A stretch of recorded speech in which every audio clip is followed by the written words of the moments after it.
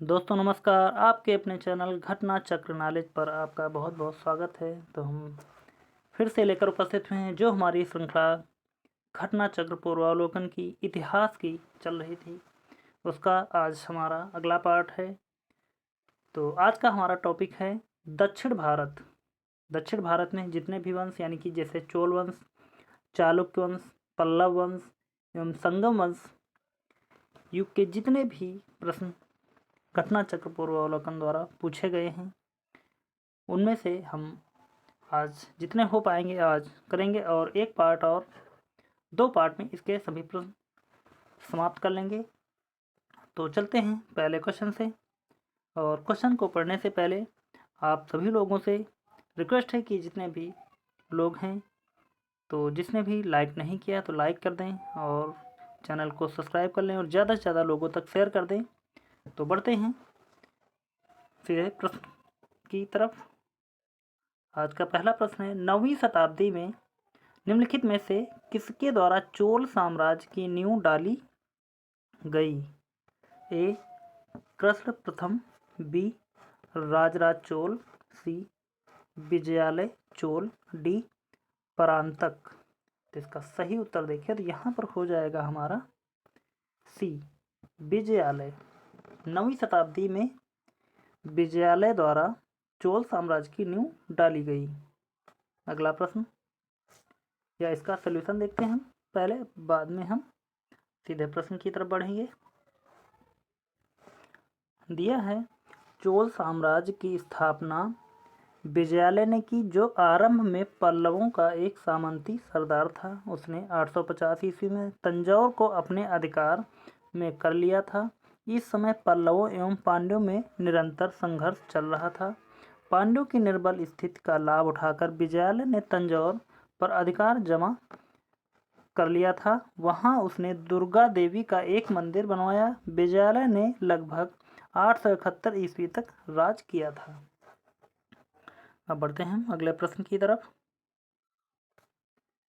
और यह क्लास आप किसी भी एग्जाम के लिए ले सकते हैं। सब जितने भी क्वेश्चन इसमें हम आपके साथ डिस्कस कर रहे हैं वह किसी न किसी एग्जाम में पूछे गए हैं और क्वेश्चन हर एक एग्जाम में बदल बदल कर पूछे जाते रहते हैं। तो यह इस प्रकार बहुत ही इम्पोर्टेंट क्लास हो जाती है। प्रश्न नंबर 2, निम्नलिखित में से किस मंदिर परिसर में एक भारी भरकम नंदी की मूर्ति है जिसे भारत की विशालतम नंदी मूर्ति माना जाता है? ए बृहदीश्वर मंदिर, बी लिंगराज मंदिर, सी कंदरिया महादेव मंदिर, डी लेपाक्षी मंदिर। तो इसका सही उत्तर यहाँ देखें तो हो जाएगा हमारा ए बृहदीश्वर मंदिर। अगला प्रश्न, प्रश्न नंबर 3 दिया है, तंजौर का बृहदीश्वर मंदिर निर्मित हुआ था शासनकाल में चोल सम्राट ए परांतक प्रथम के, बी राजराज प्रथम के, सी राजेंद्र प्रथम के, डी राजाधिराज प्रथम के। तो इसका सही उत्तर यहाँ पर देखें तो हो जाएगा हमारा बी राजराज प्रथम के। तंजौर का बृहदीश्वर मंदिर निर्मित हुआ था राजराज प्रथम के शासनकाल में। अगला प्रश्न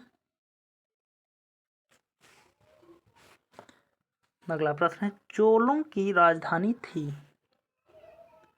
ए कावेरीपत्तनम, बी महाबलीपुरम, सी कांची, डी तंजौर। तो इसका सही उत्तर देखें यहाँ पर हो जाएगा डी तंजौर चोलों की राजधानी थी। और आप देख रहे हैं कि हम 3 नंबर प्रश्न से सीधे 5 नंबर पर आ गए। तो ऐसा है कि यहाँ पर जितने भी क्वेश्चन सिर्फ सेलेक्टेड हैं, सिर्फ वही लिए गए हैं और जो क्वेश्चन एग्जाम में आने लायक नहीं है अब इस समय, तो वहाँ पर वो क्वेश्चन छोड़ दिया गया है। इस प्रकार हो सकता है कि नंबरों की संख्या 1 2 या 5 के बाद में 7 आ जाए या 5 के बाद में 8 आ जाए। तो ऐसा हो सकता है क्योंकि यहाँ सिर्फ सेलेक्टेड क्वेश्चन चूज किए गए हैं। प्रश्न नंबर 6, निम्नलिखित में कौन चोल प्रशासन की विशेषता थी? ए साम्राज्य का मंडलम में विभाजन, बी ग्राम प्रशासन की स्वायत्तता, सी राज्य के मंत्रियों को समस्त अधिकार। डी, कर संग्रह प्रणाली का सस्ता व उचित होना। तो यहाँ सही उत्तर की बात करें तो हो जाएगा बी, ग्राम प्रशासन की स्वायत्तता। चोल प्रशासन की। बढ़ते हैं अगले प्रश्न की तरफ।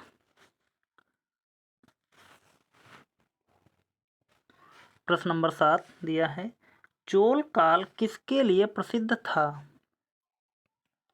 ए, ग्राम पंचायत। बी, राष्ट्रकूट राजवंश के साथ युद्ध। सी, श्रीलंका के साथ व्यापार। डी, तमिल संस्कृत की उन्नति। ई, उपयुक्त में से कोई नहीं, उपयुक्त में से एक से अधिक।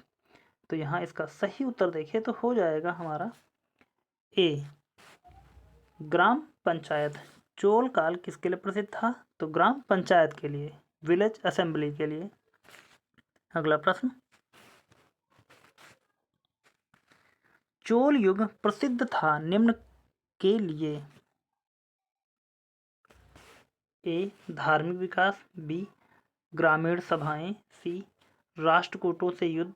डी, लंका से व्यापार।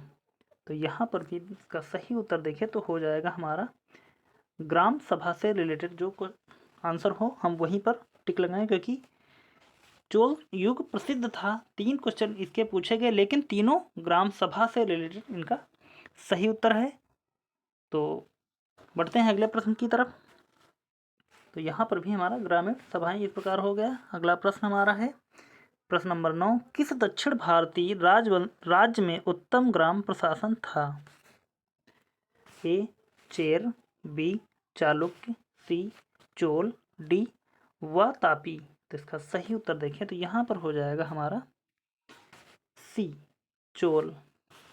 अगला प्रश्न,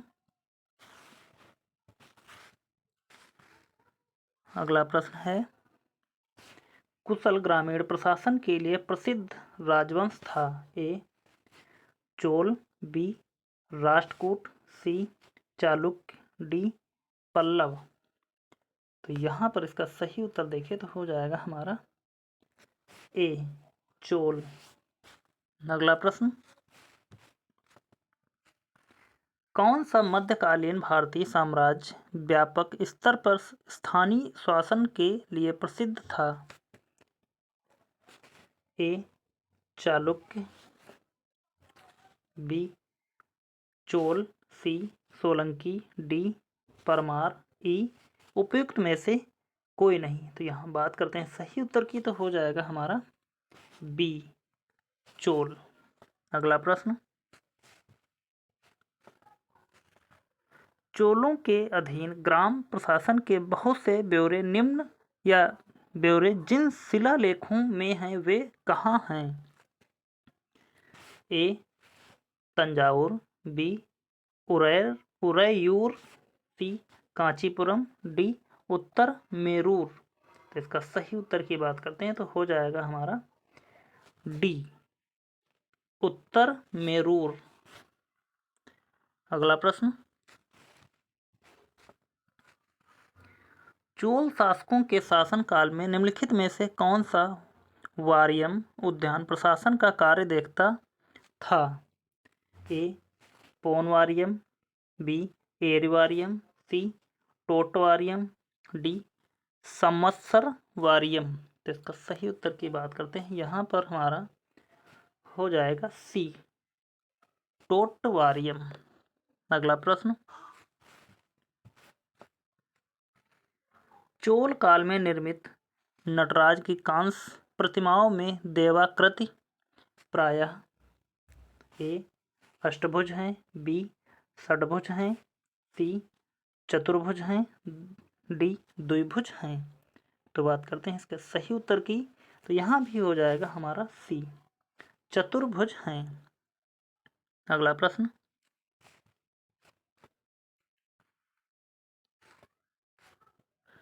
निम्नलिखित में से किसको दक्षिण भारत के विशेषकर चोल युग के स्थापत्यों की विश्व में श्रेष्ठतम प्रतिमा रचना माना जाता है? ए, महिषासुरमर्दिनी। बी, नटराज। सी, राम। डी, सोमस्कंद। कंद। तो इसका सही उत्तर की बात करते हैं तो यहाँ पर हो जाएगा हमारा बी, नटराज। दक्षिण भारत के विशेषकर चोल युग के स्थापत्यों की विश्व में श्रेष्ठतम प्रतिमा रचना माना जाता है नटराज। जैसा कि G20 सम्मेलन में आप लोगों ने देखा होगा कि नटराज की मूर्ति अभी अष्टधार से बनाई गई है। तो वही यहाँ पर ये नटराज की मूर्ति है जो चोल युग के स्थापत्यों की विश्व की श्रेष्ठतम है। बढ़ते हैं अगले प्रश्न की तरफ। चोल शासकों के समय में बनी हुई प्रतिमाओं में सबसे अधिक विख्यात हुई है। ए, पत्थर की प्रतिमाएं, बी, संगमरमर की प्रतिमाएं, सी, विष्णु भगवान की पत्थर की शिलाओं पर अंकित प्रतिमाएं, डी, नटराज शिव की कांसे की प्रतिमाएं। तो इसका सही उत्तर की बात करें तो यहाँ भी हमारा हो जाएगा डी, नटराज शिव की कांसे की प्रतिमाएं। अगला प्रश्न, प्रश्न नंबर 18, नटराज की प्रसिद्ध कांस्य मूर्ति किस कला का उदाहरण है। ए, चोल कला का, बी, गांधार कला का, सी, गुप्त कला का, डी, मौर्य कला का। तो इसके सही उत्तर की बात करते हैं तो यहाँ पर हमारा हो जाएगा ए, चोल कला का। नटराज की प्रसिद्ध कांस्य मूर्ति किस कला का उदाहरण है तो हो जाएगा चोल कला का। अगले प्रश्न की तरफ बढ़ते हैं। शिव की दक्षिणामूर्ति प्रतिमा उन्हें किस रूप में प्रदर्शित करती है। ए, शिक्षक, बी, नृत्य करते हुए, सी, विश्राम करते हुए, डी, ध्यानमग्न। तो इसका सही उत्तर देखें तो यहाँ पर हो जाएगा हमारा ए, शिक्षक। अगला प्रश्न,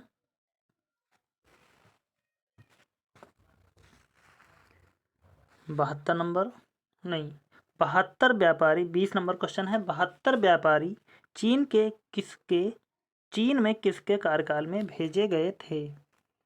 ए, कुलोत्तुंग फर्स्ट, बी, राजेंद्र प्रथम, सी, राजराज प्रथम, डी, राजाधिराज प्रथम। तो इसका सही उत्तर की बात करें तो हो जाएगा हमारा ए, कुलोत्तुंग प्रथम के शासनकाल में 72 व्यापारी चीन में भेजे गए थे। अगला प्रश्न, निम्न में से दक्षिण भारत का कौन सा राजवंश अपनी नौसैनिक शक्ति के लिए प्रसिद्ध था। ए, चोल, बी, चेर, सी, पल्लव, डी, राष्ट्रकूट। तो इसका सही उत्तर की बात करें तो हो जाएगा हमारा यहाँ पर देखते हैं कौन सा होगा 21 का ए, चोल। और आप यहाँ देख रहे हैं कि यह RAS, RTS, UPPCS 2004, 1992, 1993 में पूछा हुआ प्रश्न है। तो इस प्रकार प्रश्न सभी बहुत ही महत्वपूर्ण हैं और सभी क्वेश्चन किसी न किसी एग्जाम में पूछे हुए हैं। अगला प्रश्न है, निम्नांकित राजवंशों में से किसके शासक अपने शासनकाल में ही अपना उत्तराधिकारी घोषित कर देते थे। ए, चालुक्य, बी, चोल, सी, कदम्ब, डी, कालचुरी। तो बात करते हैं इसके सही उत्तर की। तो यहाँ पर सभी हो जाएगा क्योंकि हिंदू राष्ट्र में जितने भी राजा थे वह अपने जीवन पर्यंत ही सभी अपने उत्तराधिकारी को घोषित कर देते थे। तो यहाँ किसी एक को हम नहीं लगाते थे क्योंकि यह सभी हिंदू राजा थे।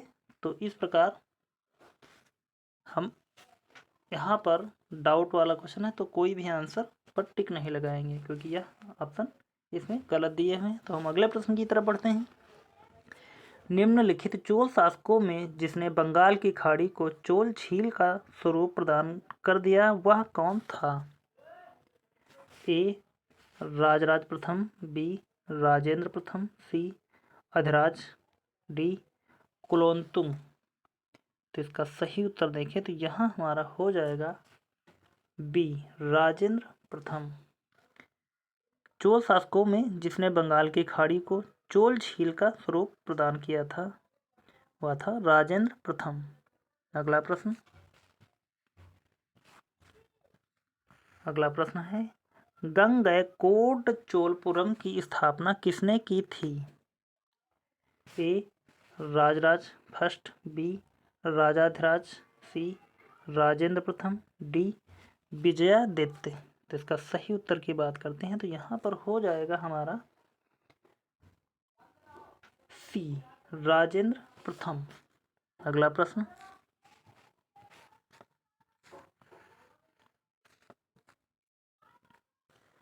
निम्नलिखित में से किस चोल शासक को चोलंगमम नामक बृहद कृत्रिम झील बनवाने का श्रेय दिया जाता है?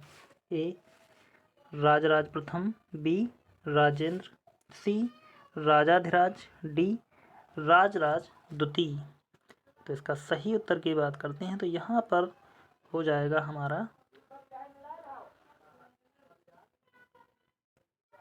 बी राजेंद्र। अगला प्रश्न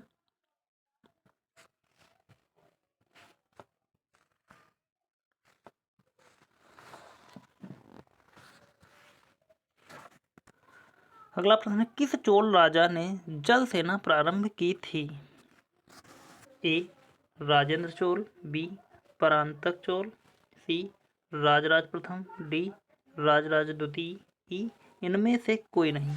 तो यहाँ इसका सही उत्तर देखें तो हो जाएगा हमारा सी राजराज प्रथम। अगला प्रश्न चोल शासक का नाम बताइए। ए राजराज प्रथम, बी राजेंद्र प्रथम, सी परांतक प्रथम, आदित्य प्रथम। चोल शासक का नाम बताइए जिसने श्रीलंका के उत्तरी भाग पर विजय प्राप्त की थी। तो इसका सही उत्तर देखें तो यहाँ पर हमारा हो जाएगा ए राजराज प्रथम। अगला प्रश्न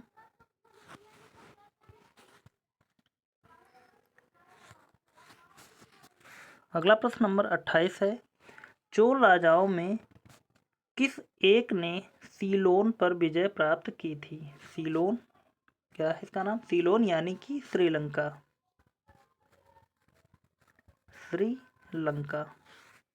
यह श्रीलंका का पुराना नाम है। तो देखते हैं यहाँ ऑप्शन के अनुसार ए आदित्य प्रथम, बी राजराज प्रथम, सी राजेंद्र फर्स्ट, डी विजयालय। तो इसका सही उत्तर की बात करें तो यहाँ पर हो जाएगा हमारा सी राजेंद्र प्रथम। चोल राजाओं में से एक था जिसने सीलोन या श्रीलंका पर विजय प्राप्त की थी। अगला प्रश्न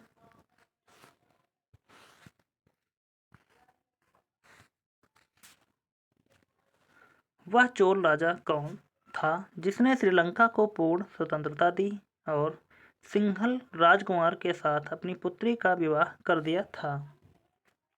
ए कुलोत्तुंग फर्स्ट, बी राजेंद्र प्रथम, सी अधिराजेंद्र, डी राजाधिराज फर्स्ट। तो इसका सही उत्तर की बात करते हैं तो यहाँ पर हो जाएगा हमारा ए कुलोत्तुंग फर्स्ट। अगला प्रश्न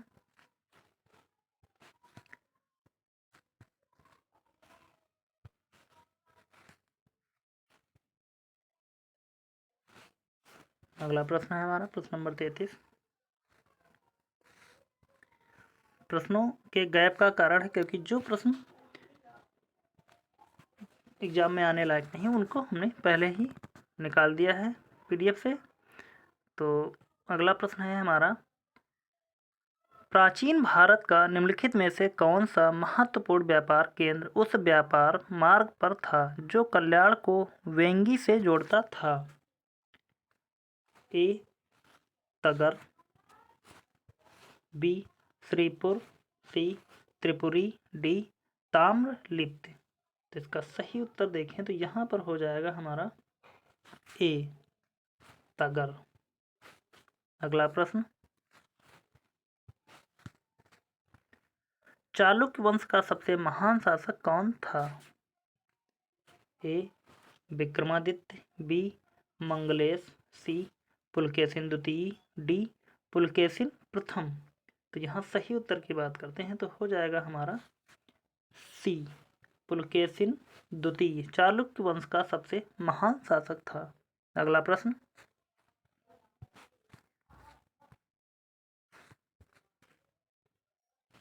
निम्नलिखित में से किस वंश द्वारा प्रायः महिलाओं को प्रशासन में उच्च पद प्रदान किए जाते थे? ए चोल, बी चालुक्य वंश, सी पाल वंश, डी सेन वंश। तो इसका सही उत्तर की बात करते हैं तो यहाँ पर हमारा हो जाएगा बी चालुक्य वंश। अगला प्रश्न,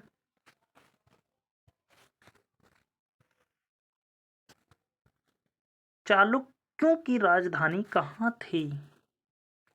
ए वातापी, बी श्रावस्ती, सी कांची, डी कन्नौज। तो इसका सही उत्तर देखें तो यहाँ पर हो जाएगा हमारा ए चालुक्यों की राजधानी वातापी में थी। अगला प्रश्न,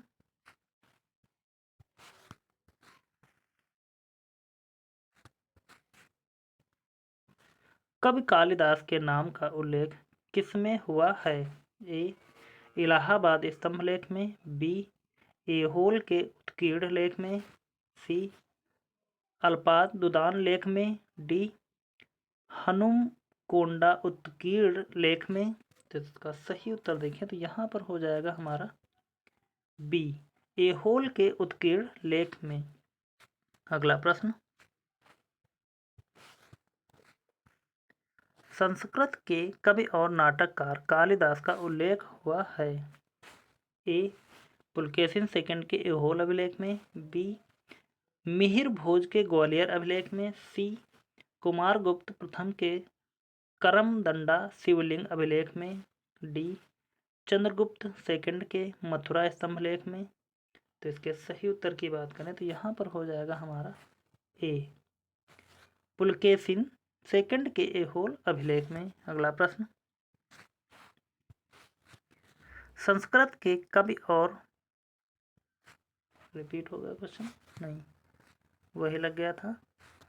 तो प्रश्न नंबर 39 है, किस शासक ने सिंघल द्वीप के विरुद्ध 642 ईस्वी में 2 समुद्री अभियान भेजा था?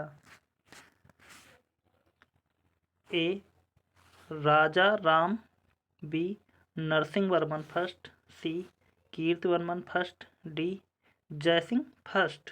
तो इसका सही उत्तर की बात करें तो यहाँ पर हो जाएगा हमारा बी नरसिंह वर्मन फर्स्ट।